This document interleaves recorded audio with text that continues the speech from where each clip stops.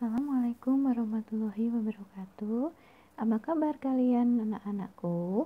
Semoga kalian dalam keadaan baik. Nah, sore ini kita akan kuliah tentang apa sih? Yaitu kuliah tentang investigasi wabah. Apa itu wabah? Wabah merupakan penyakit menular yang terjangkit secara cepat pada sejumlah orang yang banyak atau besar di daerah yang luas. Menurut Debkes, wabah itu merupakan peningkatan kejadian kesakitan dan kematian yang terus-menerus meningkat secara cepat dengan jumlah yang besar dan daerah yang terjangkit luas. Nah, cara mengungkap wabah itu seperti apa sih? Yang pertama yaitu dideteksi dari analisis data surveillance atau data rutin yang ada. Kemudian adanya juga laporan baik dari petugas kesehatan, AMONG, atau warga yang peduli. Misalkan, wah di daerah ini ada wabah nih, atau ada kasus luar biasa ini, gitu ya.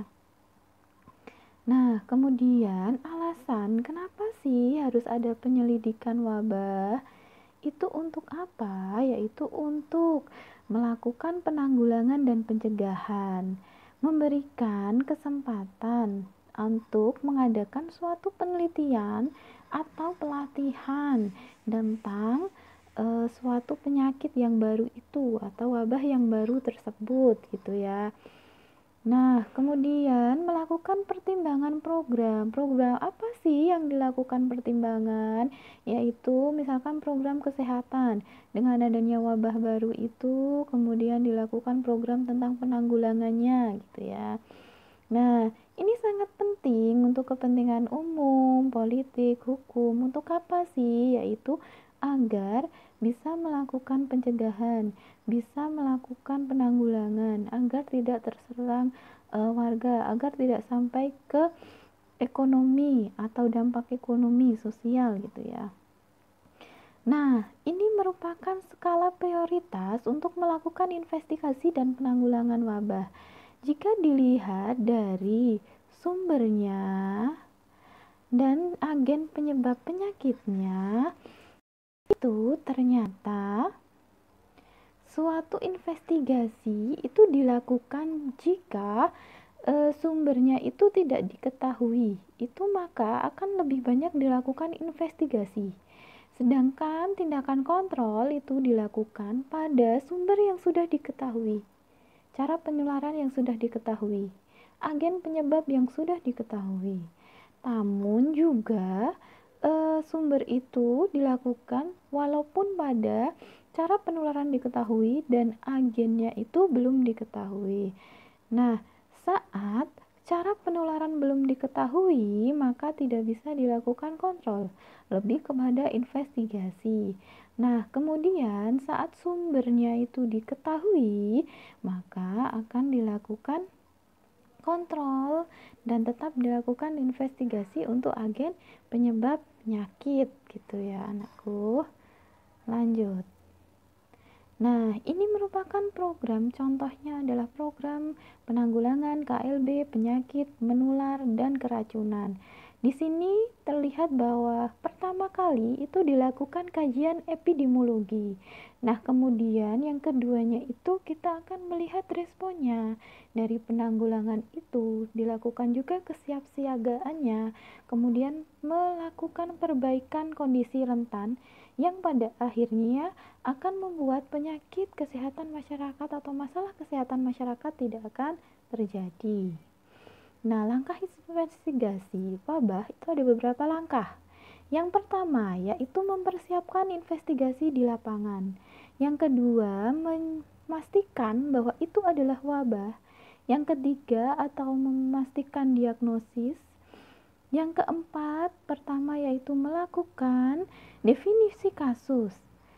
Kemudian menemukan dan menghitung kasus.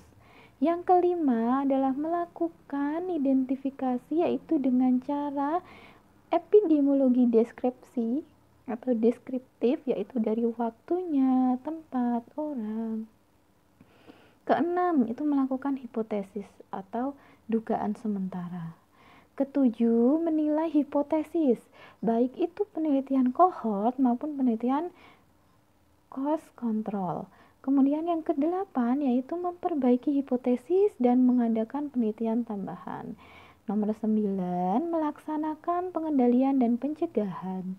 Nomor 10 yaitu menyampaikan hasil penyelidikan.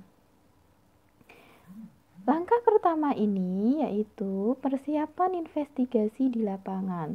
Yang pertama yaitu kategori yang perlu disiapkan adalah investigasi itu harus menyiapkan tentang pengetahuan ilmiah yang sesuai, kemudian peralatan dan perlengkapan yang diperlukan untuk investigasi, kemudian administrasi atau prosedur administrasi dari pencatatannya, konsultasi, misalkan peran dari petugas yang sudah ada di lapangan, gitu ya. Itu langkah yang pertama. Langkah yang kedua, yaitu memastikan adanya wabah itu dengan bagaimana sih? Yaitu dengan menentukan jumlah yang ada sekarang dan dibandingkan dengan kasus yang sebelumnya atau periode sebelumnya sebelum adanya kasus itu. Misalkan COVID tahun 2020 tidak ada tuh namanya penyakit COVID lah, tahu-tahu ada gitu ya. Nah, kemudian yang kedua yaitu mencari sumber informasi yang bervariasi, baik itu dari kondisi sekarang, data lokasi, dilakukan survei gitu ya. Kemudian bila ada kasusnya maka dilaporkan, baik itu jumlahnya itu telah melebihi yang diharapkan atau peningkatannya itu disebut pseudoepidemiologi. Atau pseudo itu apa sih? Pseudo itu adalah kaki semu. Kalau pseudomonas gitu ya, kaki semu lah, ini adalah peningkatan yang terlihat semu namun ternyata ada gitu ya. Nah, ini caranya itu adalah melakukan perubahan pencatatan, cara diagnosis baru, menambah kesadaran masyarakat adanya penyakit lain dan gejala lain, menambah jumlah penduduk yang rentan. Itu harus dicatat semua. Nomor 4 yaitu pembuktian adanya wabah, yaitu dengan apa sih? Yaitu pertama, apakah penyakit itu termasuk endemi atau tidak? Apakah penyakit itu dipengaruhi musim atau tidak? Dapat dilihat dari rata-rata penderita per bulannya dalam 1 tahunnya atau tahun-tahun berikutnya. Mencari ambang wabah maksudnya adalah seberapa banyak sih biasanya ada penyakit itu tiap tahunnya gitu ya. Penyakit endemi itu apa sih? Yang bisa diprediksi gitu ya. Kemudian penyakit endemis yang musiman. Musiman itu maksudnya apa sih? Oh, ternyata penderita itu biasanya banyak di musim penghujan atau ternyata hanya di musim kemarau gitu ya. Nah, kemudian penyakit yang tidak endemi itu maksudnya adalah saat penyakit itu tidak endemi, yang dibutuhkan itu data apa sih? Yaitu data seberapa banyak penderita. Dengan membandingkan hal ini akan dapat ditentukan apakah kejadian ini termasuk kejadian luar biasa atau tidak. Kelima, yaitu karakteristik penentuan wabah, yaitu munculnya penyakit menular atau tidak menular yang tidak dikenali di suatu lingkungan. Kemudian ada peningkatan kematian atau kesakitan. Kemudian angka kematian atau CFR meningkat lebih dari 50% dari CFR sebelumnya. Jika itu sudah ada kasus sebelumnya ya anakku, masa tahun kemarin CFR penyakit jantung itu misalkan 1, sekarang jadi 2 gitu ya.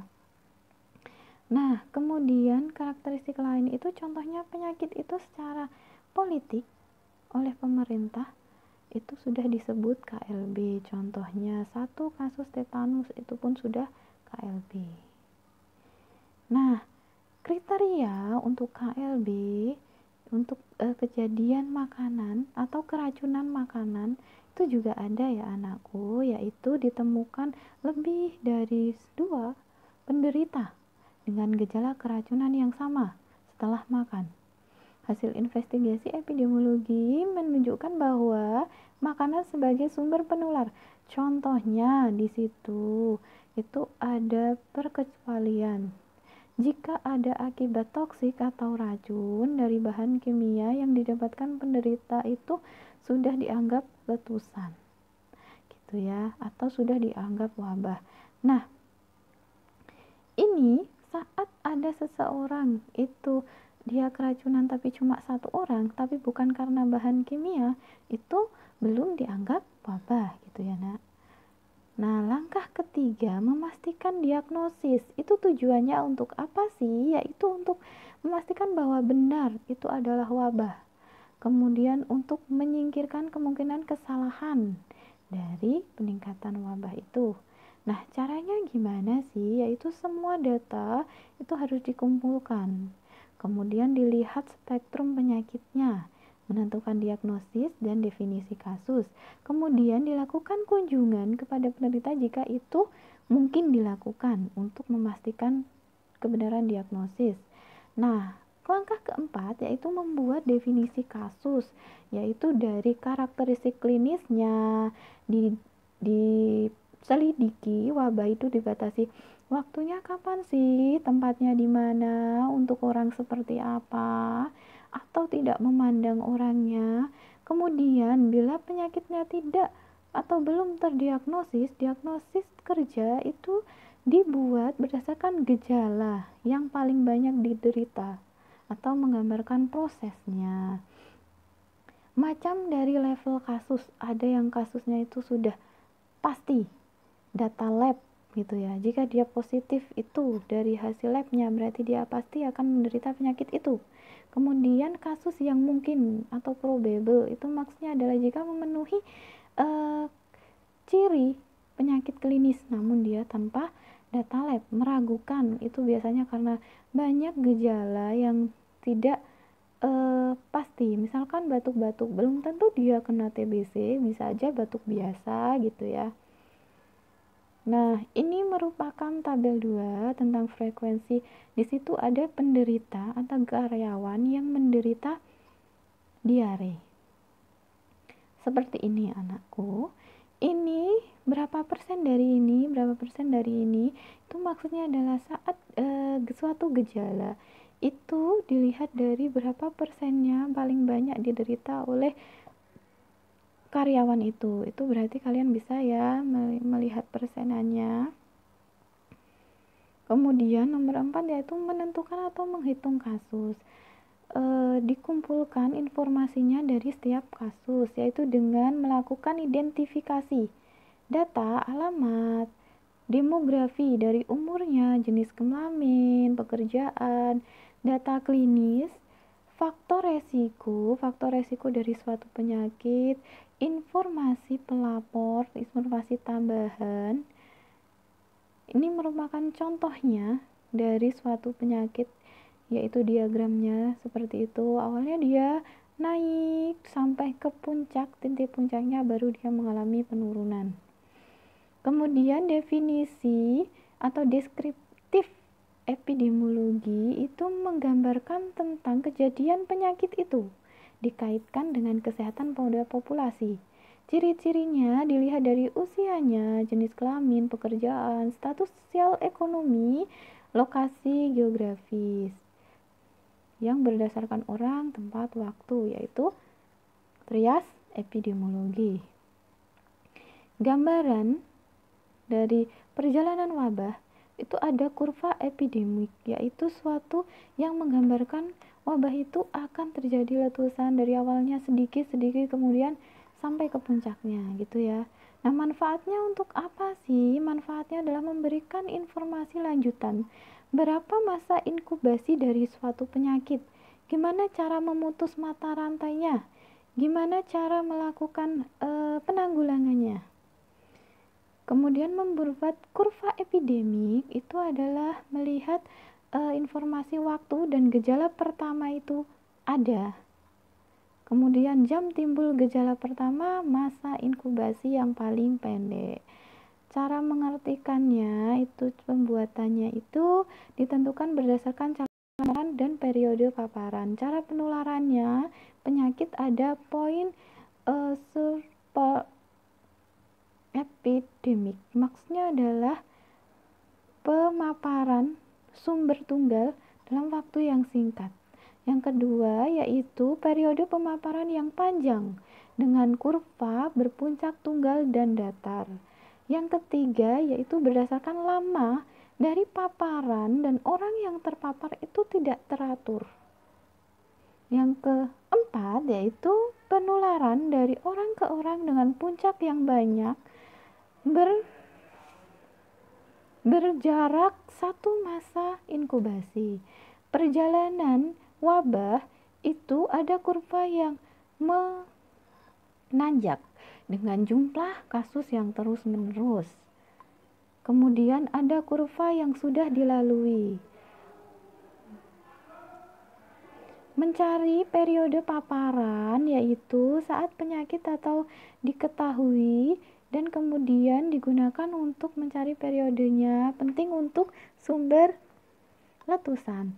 Nah, caranya itu masa inkubasi terpanjang, terpendek, rata-ratanya. Kemudian ditentukan puncaknya. Kemudian dilakukan mulai dari titik awal sampai tercatat hasilnya. Masa inkubasi itu mulai masuknya agen penyakit sampai timbul gejala pertama. Cara menghitungnya, contohnya ini ada suatu kejadian diare karena setelah dia itu ada keracunan makanan. Nah, ini juga ada pertama kali timbul gejalanya di tanggal-tanggal ini, di jam ini gitu ya. Nah, dari itu ini ada jawabannya, kalian cobalah untuk mengerjakan ya anakku. Dan ini juga ada pembahasannya.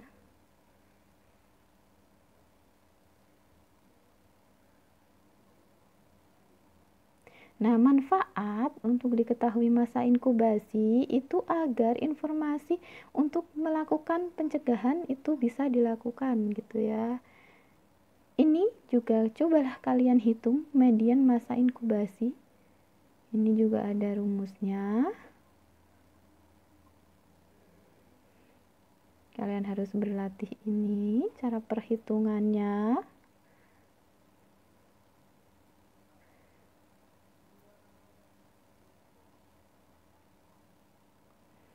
Ini merupakan gambaran terjadinya wabah menurut orang itu dari ciri inang. Inang itu maksudnya adalah yang diserang atau orangnya itu baik dari daya tahan tubuhnya, pengalaman kontak dengan penyakit, lingkungannya gitu ya. Kemudian dilihat dari jenis kelamin, kemudian rasnya gitu. Nah, berdasarkan paparan itu dilihat dari pekerjaannya, rekreasi, obatnya. Kemudian ini rate itu adalah melihat resikonya dia terkena penyakit. Yang dilihat berdasarkan umur, jenis kelamin.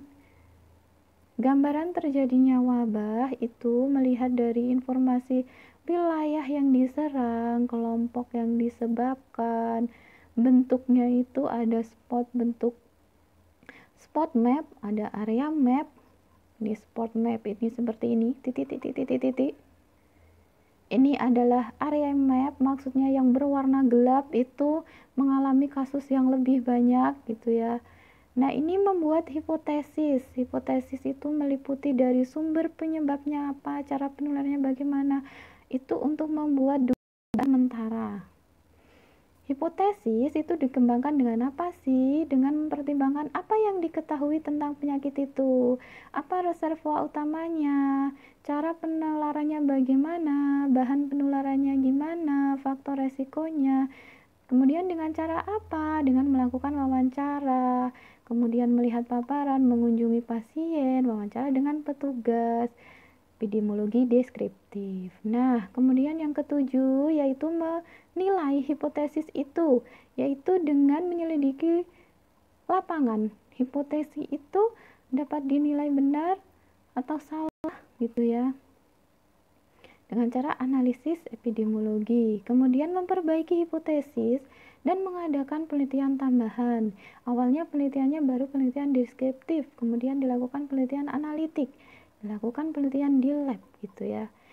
Mengadakan penanggulangan atau pengendalian dan pencegahan yang seharusnya agar wabah itu bisa dicegah gitu ya, Nak. Nah, kemudian yang terakhir yaitu menyampaikan hasil penyelidikan, menyampaikan hasilnya, melakukannya misalkan dengan lisan, baik itu juga tertulis. Ini merupakan UAS kita yang di dalamnya itu merupakan apabila terjadi dalam suatu negeri itu ada suatu wabah penyakit yang kamu di sana, kamu jangan keluar dari sana. Kalau kamu belum ke sana, kamu jangan masuk ke sana. Itu maksudnya adalah mengurangi terjadinya wabah. Sekian preparan hari ini. Jika ada pertanyaan, kita diskusi di belakang seperti tadi yang harus dihitung dan sebagainya, itu nanti kita diskusikan. Semoga kuliah ini bermanfaat. Kita tutup dengan bacaan hamdalah bersama-sama. Alhamdulillahirobbilalamin. Assalamualaikum warahmatullahi wabarakatuh.